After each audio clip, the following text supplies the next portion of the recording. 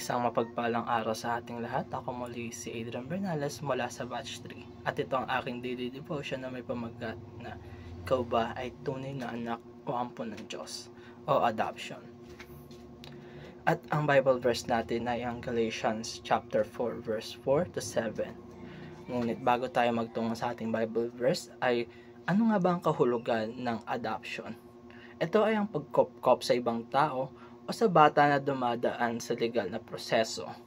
At biblically speaking naman ay ito ang pag-adopt sa atin ng Diyos Ama bilang isa sa mga anak niya. At biblically speaking ay an act of God whereby He makes us members of His family. At ang nilalaman naman ng Galatians chapter 4 verse 4 to 7 ay subalit nang dumating ang ganap na kapanahunan ay isinugo ng Diyos ang kanyang anak na ipinanganak ng isang babae at ipinanganak sa ilalim ng kautusan upang tubusin ang mga nasa ilalim ng kautusan upang matanggap natin ang pagkopkop bilang mga anak.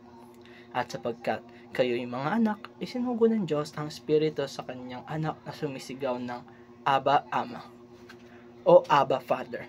At ang natutunan natin sa unang teaching na there is only one Son of God at wala ng iba kung hindi si Jesucristo.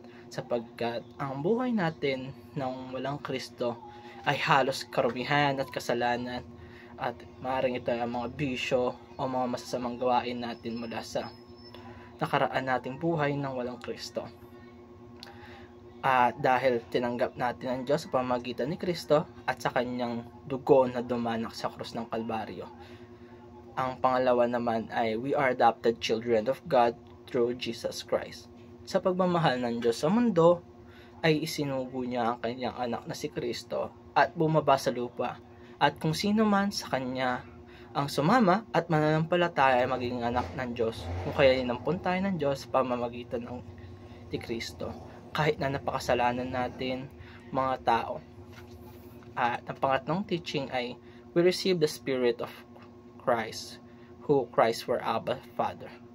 At sa pagkilala natin sa Panginoon na hindi lamang niya tayo inampon bilang kanya mga anak, kundi ay binigyan niya tayo ng Espiritu ng Panginoon o Espiritu ni Kristo na naninirahan sa ating mga puso o sa ating buhay. At ang Espiritu na binigay sa atin ang tumatawag ng Abba Father. At sinasabi rin sa Biblia na for all who was led by the Spirit of God are sons of God. Ang Espiritu ng Panginoon na naninirahan sa atin ay ang marka ng Panginoon na tayo ay kanyang anak at palatandaan na tinanggap natin ang Panginoon o tinatawag din sa Biblia na Spirit of Adoption. Sinasabi rin sa Biblia o Romans chapter 8 verse 17 ay dahil tayo ay anak na ng Diyos at nananampalataya ang buong puso sa ating Panginoon, ginawa niya na rin tayong tagapagmana ng lahat ng kanyang ari-arian na mula sa pagiging rebelde o kaaway ng Diyos tungo sa pagiging anak at tagapagmana ng Panginoon. Talagang nakakalambot ng puso at nakakatuwa dahil sa mga blessings na binibigay ng ating Panginoon kahit na tayong mga makasalanan.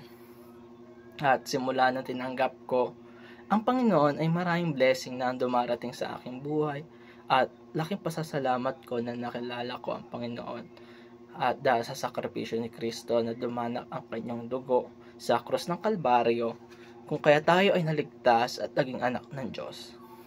At sa pamamagitan din ng pagtanggap natin kay Kristo at pagkakilala sa Kanya, ay naging tapagmana rin tayo ng Kanyang mga pagmamay-ari.